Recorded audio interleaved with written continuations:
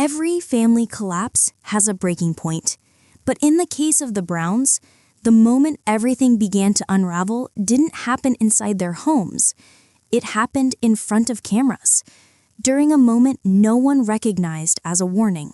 In the long history of the Brown family, many people assumed that the final fracture would come from inside the plural marriage itself.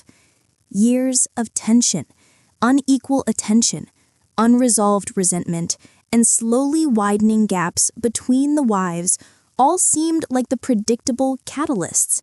And yet, as season 20 unfolds, a different picture begins to emerge, one in which an entire lifestyle starts to show its limits, and the few remaining bonds within the family appear more fragile than ever. In this examination, we begin by looking at the small moments that, in retrospect, pointed toward something larger. These weren't explosive fights or emotional confrontations. Instead, they were subtle indicators, remarks, decisions, and silences that revealed how deeply the family structure had begun to deteriorate. Kody Brown, once the enthusiastic figurehead of a plural household, started openly acknowledging the erosion long before viewers realized how severe it had become. His interviews, his comments during the show, and his reflections on the family's past now serve as a record of a man confronting the consequences of choices made decades earlier. For years, he defended plural marriage as a beautiful and functional system. But in season 20, his own words begin to contradict the image he built. At the center of these fractures is the complex dynamic between Kody and Robyn, the marriage that redefined the entire family. The imbalance created by that relationship is not a secret. It's a recurring theme in nearly every major turning point across the last decade of their lives. But what stands out in this era is not just the emotional distances between the family members, it's the way outsiders, including people with no history with the Browns, began noticing the same patterns. Season 20 is more than a story about a marriage collapsing. It's a story about a lifestyle confronting its own vulnerabilities. And as we move deeper into these events, the foundation supporting this family begins to reveal cracks that were long overlooked. But if favoritism was the beginning of the fracture, what happened next would expose the entire structure of the Brown family in a way even they couldn't ignore. When people look back at the Browns' collapse, one question keeps resurfacing. Did the family break apart because of conflict or because of silence? As the family entered the period documented in season 20, a pattern that had quietly shaped their lives for years now became impossible to ignore. The imbalance in attention, resources, and emotional investment wasn't just an argument waiting to happen. It was the slow erosion of trust across an entire household. Kody Brown's connection to Robyn always carried a particular weight within the family. The energy he invested in that relationship was different from the energy he offered the other wives. For a long time, this discrepancy stayed unspoken, either out of optimism or a desire to maintain the idea of a unified plural marriage. But by the time the family reached Flagstaff, the contrast between the relationships had become stark. The most visible symbol of this shift came in the form of real estate, specifically Robyn's large home, compared to the instability faced by the other wives. While the exact numbers are well documented, the emotional significance mattered just as much. This wasn't simply about property value, it was about security, belonging, and the sense that each wife was valued equally within the marriage. As viewers watched, the emotional distance between Kody and the other wives became more apparent. His relationship with Robyn appeared stable and insulated, while his connections with the rest of the family grew strained.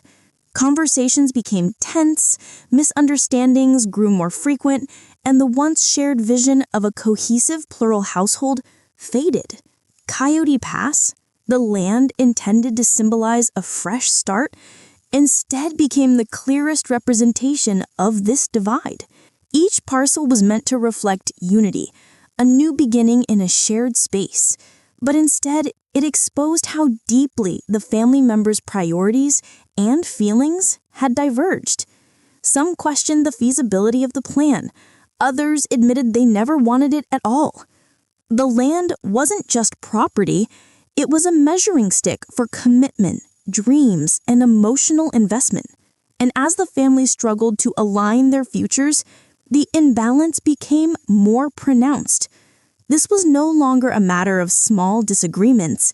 The wives' decisions, Kody's reactions, and the quiet resentment building between them were leading toward an outcome none of them were prepared to confront.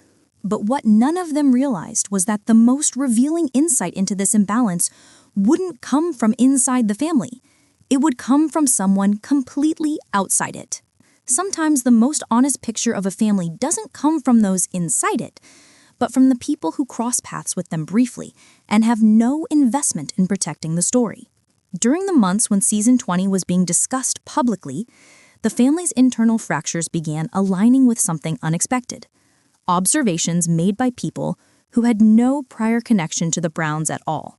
One of the clearest outside perspectives emerged not from reality television, but from a completely different setting, the filming and promotion of Special Forces, a show that would place Kody in an environment far removed from the structure of his family. On this series, participants are paired together frequently, sometimes spending long stretches of time side by side. One of those participants was a young podcaster named Brianna, who later described her interactions with Kody during the experience. According to her account, she and Kody were paired up almost every single challenge and often shared the same transportation. She explained that they even ended up bunking in close proximity, a detail she shared casually, but one that ultimately carried weight once the broader context became clear. Because she did not follow Sister Wives and had no pre-existing opinions about the Browns, her impressions were formed strictly from her interactions on the show itself. She described Kody as someone who talked at length, to the point she felt someone needed to tell him when he was being excessive. At one moment, she said she even told him he stunk because he wasn't wearing deodorant, something she explained simply by saying, "Someone had to do it." Her descriptions portray a man who seemed socially difficult for others to navigate, often unaware of how his behavior was perceived. She mentioned that interacting with him required patience, clarity, and a willingness to redirect conversations. One phrase she used to describe her experience was that his talking sometimes felt like verbal diarrhea, reflecting a personal viewpoint that, while blunt, aligned with patterns longtime viewers already recognized. Her commentary also touched on the emotional dynamics of working with him. She described behaving gently, at times using what she called gentle parenting, to keep conversations grounded during stressful challenges. As she put it, she often had to balance maintaining respect with setting boundaries, especially when he became overly animated or lost track of the room's energy. These outside observations matter because they were not rooted in family tension or personal history. They came from someone experiencing Kody in a completely different environment, someone with no reason to exaggerate or minimize what happened. This made her account uniquely clarifying, offering insight into patterns that had shaped the Brown family for years. But perhaps the most revealing part of her perspective was not how she described Kody, but it was how her presence, unintentionally, created discomfort elsewhere. Because when an outsider's brief interaction can unsettle the last remaining marriage, it reveals a level of insecurity that goes far beyond a single moment. To understand why an outside interaction could unsettle the remaining marriage, we have to look closely at a pattern that has followed the Browns for years, a pattern that didn't begin on a press tour, but long before. At the heart of the Brown family's long-term instability is a dynamic that many viewers noticed early on. Robyn often occupied a different emotional space within the marriage compared to the other wives. While plural marriage is built on the idea of shared commitment, equal attention, and balanced emotional support, the The Browns' experience showed how easily those principles can be disrupted when even one relationship becomes disproportionately central. Robyn entered the family later than the other wives, but her connection with Kody rapidly grew into the most prominent relationship in the household. Whether due to timing, compatibility, or the changing emotional needs of the family, she became the partner Kody invested the majority of his time and energy into. This shift didn't happen overnight. It developed over years through countless decisions that accumulated into a new family structure. What makes the situation more complex is that Robyn's position within the family also came with significant emotional responsibility. Kody frequently relied on her perspective, her reassurance, and her influence when navigating situations with the other wives. As the family's conflicts grew, this reliance intensified, deepening her sense of responsibility for maintaining stability even when the stability itself was slipping away. Seeing outsiders struggle in similar ways suggests that the challenges weren't confined to the family environment. They were part of Kody's broader interpersonal patterns. When these accounts emerged publicly, they added a new layer to the understanding of his role in the larger family narrative. It wasn't just the wives who found certain aspects of his behavior challenging. It was also people who had no prior relationship with him, no reason to criticize him, and no attachment to the history of the Brown family.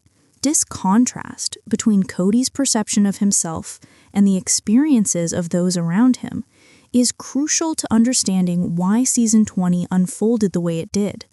As the family fractured, Kody often spoke about being misunderstood or unsupported.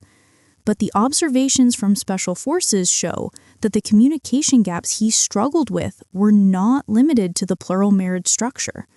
They appeared even in neutral, unfamiliar environments. But if Kody's behavior revealed long-standing communication issues, the next stage of the story would uncover something more profound: how these patterns deepened the fracture between him and the wives who had already reached their emotional limits. Communication is usually the first thread to unravel in a collapsing relationship. And in the Brown family, those loose threads had been fraying long before anyone outside noticed them. As Season 20 unfolds, one of the most defining themes becomes the widening distance between Kody and the wives who once supported the plural marriage structure. Emotional connection, which had already been strained for years, finally reached a point where many of the wives felt they no longer recognized the man at the center of the family. Kody spoke openly in interviews about the breakdown of communication with his children and former wives. He acknowledged bad blood and admitted that in some cases, communication had ceased entirely. These confessions marked a significant shift from the earlier seasons of the show, when he consistently described himself as a devoted husband and father, navigating a complicated but loving family dynamic. Now, in his own words, the communication was fractured beyond repair. For Christine, Janelle, and Mary, the emotional distance had become impossible to bridge. Each of them expressed in different ways that the lack of connection and recognition in the relationship contributed to their decisions to leave. They spoke about unmet emotional needs, unresolved conflicts, and an overall sense that Kody was no longer invested in the plural marriage as a shared space. Meanwhile, Kody viewed the breakdown through a different lens. Rather than seeing the collapse as a mutual outcome, he often expressed frustration that the wives were not meeting him halfway. In several interviews, he suggested that healing could only occur on their terms, emphasizing that he believed they were unwilling to engage in the work needed to repair the relationships. This disconnect between his expectations and the wives' lived experiences became one of the most profound barriers to reconciliation. The wives no longer felt emotionally safe or valued within the family structure, and Kody felt misunderstood and unsupported. Without shared ground, the communication continued to erode. When seen alongside the impressions shared by outsiders like Brianna, the broader picture becomes clearer. The communication challenges that played out on Special Forces did not appear to be isolated or situational. They echoed the very same struggles that had caused distance within the plural household. The difficulty of being heard, the misinterpretations, the lengthy explanations, All of these elements painted a consistent portrait of long-standing communication patterns. And these patterns had consequences. For some of the wives, the emotional effort required to maintain the marriage became overwhelming. For others, staying meant sacrificing a sense of self-worth. Over time, the shared life they had built became harder to sustain, and the unequal emotional investment made it clear that the structure they'd once believed in no longer served them.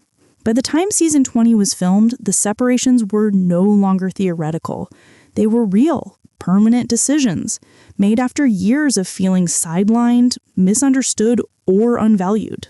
But while communication breakdowns pushed each wife toward her own path, the next chapter of the story would uncover something more profound: how these patterns deepened the fracture between him and the wives who had already reached their emotional limits. For years, Christine, Janelle, and Miri had lived within a marriage that required constant negotiation, emotional, practical, and spiritual. When the plural structure finally dissolved, each woman faced the same open question: what does life look like when you no longer have to fit yourself into a system that no longer fits you? For Christine, the answer came swiftly. After years of frustration and emotional distance, she chose a new direction with clarity and conviction. She moved forward, remarried, and redefined her personal identity outside of the plural marriage framework. Her transformation was rooted in the idea of reclaiming joy, a theme she repeated across interviews and public appearances. She no longer described herself in relation to the family, but instead focused on her own values, relationships, and aspirations. Her decision marked a turning point for the entire family. Christine was the first to leave, and her departure set an example that change was possible, even after decades of shared history. Her new marriage and professional projects symbolized a fresh beginning, not just for her, but for the narrative surrounding the family as a whole. Janelle, on the other hand, approached her independence with practicality and quiet determination. For years, she had been deeply involved in the everyday functions of the family: finances, logistics, and long-term planning. When she stepped away, she did so on her own terms, choosing stability and clarity rather than emotional turmoil. She expressed relief at no longer navigating the instability of plural marriage and focused instead on financial independence and personal peace. Her reflections often highlighted the emotional and practical strain of maintaining a marriage that no longer felt balanced. She acknowledged that communication with Kody had become difficult and that she no longer felt supported within the structure. Her departure was not about confrontation, but about choosing an environment where her needs were recognized and respected. Miri's transition carried a different emotional weight. As the first wife, her relationship with Kody stretched back more than 30 decades. She spoke often about wanting clarity, closure, and an honest conversation, something she repeatedly requested but struggled to receive. When she finally chose to move forward, it came after years of trying to maintain a connection that no longer existed. Her decision reflected not just a desire for independence, but an acknowledgement that the emotional foundation of the marriage had been unsettled for a long time. Even after leaving, Miri continued to seek understanding, not out of hope for reconciliation, but out of a desire to process the years spent in a complex and shifting family dynamic. Each woman's path highlighted the personal cost of remaining in a structure that no longer felt sustainable. Their decisions underscored a shared realization. The plural marriage system had required them to sacrifice emotional needs, stability, and, in many cases, a sense of personal identity. But it also revealed something else. Each wife, once separated from the emotional demands of the marriage, rediscovered parts of themselves that had been subdued for years. They found new careers, new relationships, new communities, and, most importantly, new perspectives on what partnership and fulfillment could look like. Their lives became a mirror to the central truth emerging from season 20. The collapse of the plural family was not just an ending, but a beginning, one that allowed each person to reconsider their role, their purpose, and their future. But as the wives moved forward, the collapse left behind one remaining question. What happens to the relationship that still stands? And can it survive the weight of everything that came before? When a structure built for 4 wives collapses into a single partnership, the pressure doesn't disappear. It concentrates. For Robyn, the collapse of the family was not simply the loss of sister wives. It was the loss of the environment she had originally embraced. She had joined a plural family, not a monogamous one. Her vision for family life was rooted in shared companionship and collective parenting. Throughout the show, she repeatedly stated that she valued the family more than the individual relationship. When the plural structure fell apart, that vision dissolved with it. Her emotional responses during this period were layered with grief, frustration, and fear.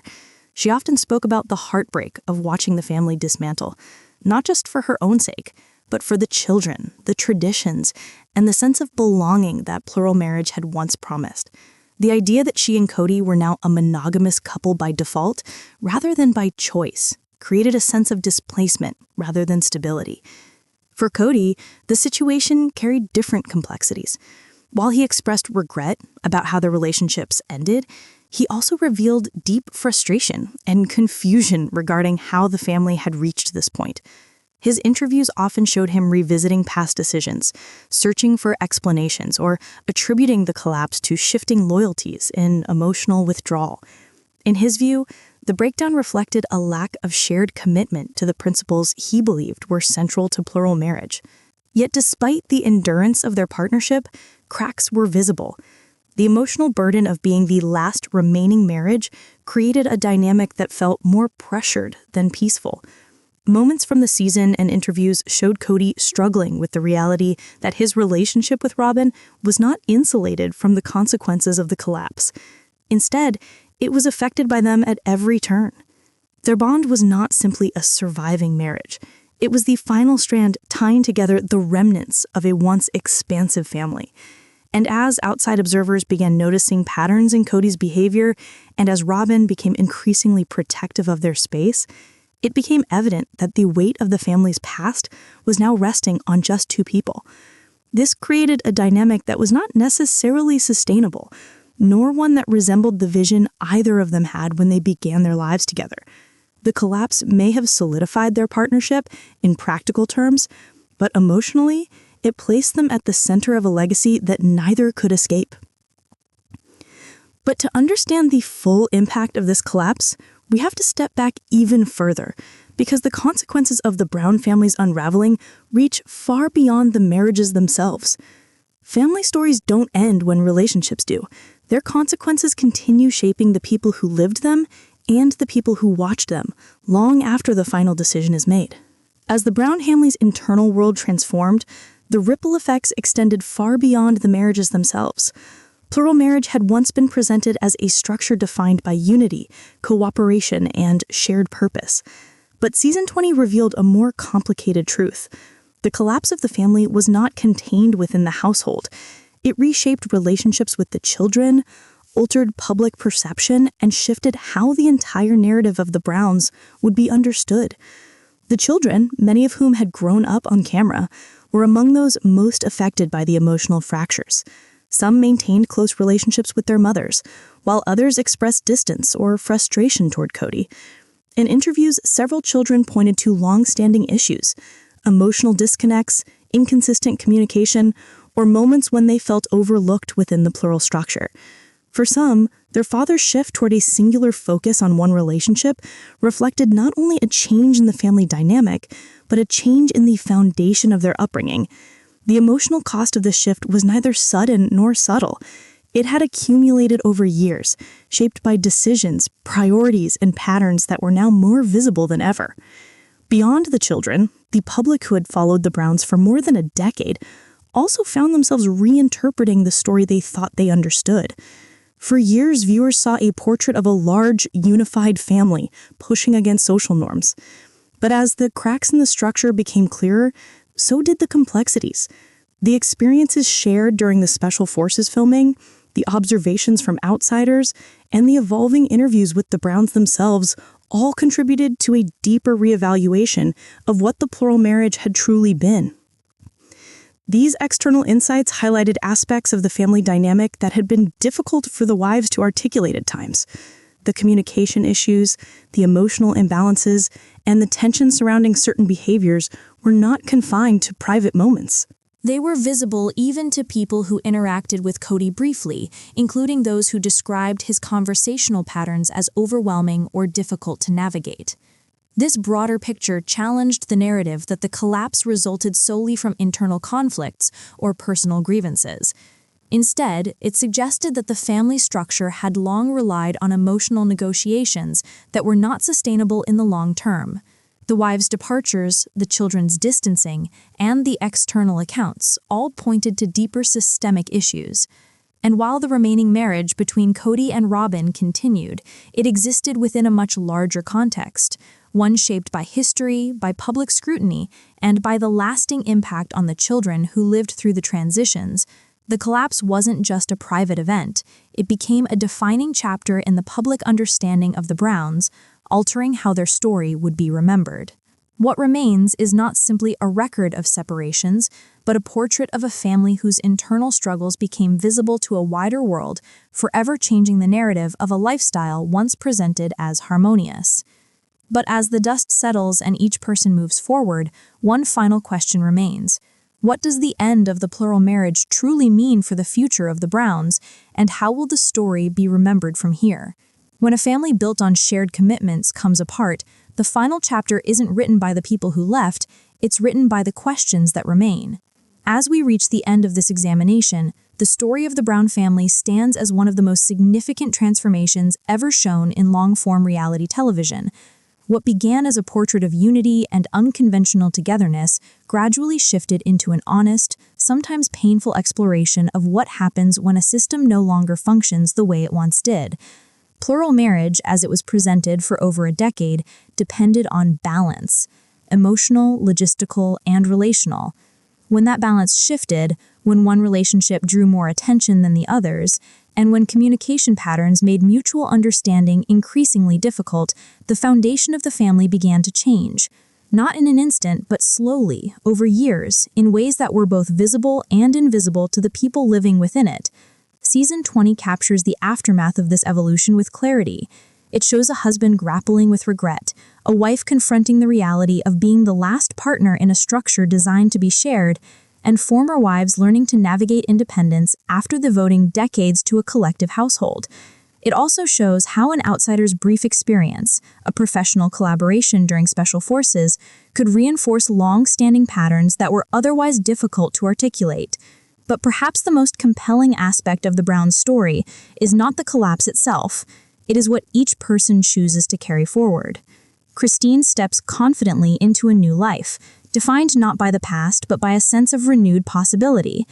Janelle embraces stability and autonomy, finding strength in the clarity that comes from leaving a space where her needs were no longer understood. Mary seeks resolution, not for the sake of reconciliation, but to honor the decades she invested in a family that changed around her. Robyn faces the weight of being the final partner in a structure that is no longer plural, confronting the emotional toll of losing a family framework that once shaped her identity. And Kody, navigating regret, frustration, and introspection, must now consider what it means to be the center of a family that no longer exists in the way he once envisioned. The children, now grown, carry their own interpretations. Some continue to seek connection, others choose distance. All of them, however, were shaped by a family structure that was both deeply meaningful and profoundly challenging. In this broader context, the collapse of the Brown family cannot be seen as a single event. It is the cumulative result of emotional shifts, changing priorities, unspoken wounds, and patterns that became clearer once outsiders began to see what insiders had struggled to define. The end of the plural marriage marks the end of an era, not just for the Browns, but for the viewers who witnessed their story unfold over 15 years. What remains now is not only the history of what happened, but the ongoing evolution of the people who lived it. And as each member of the family steps into a new chapter, one final question lingers, not about what ended, but about what still might unfold.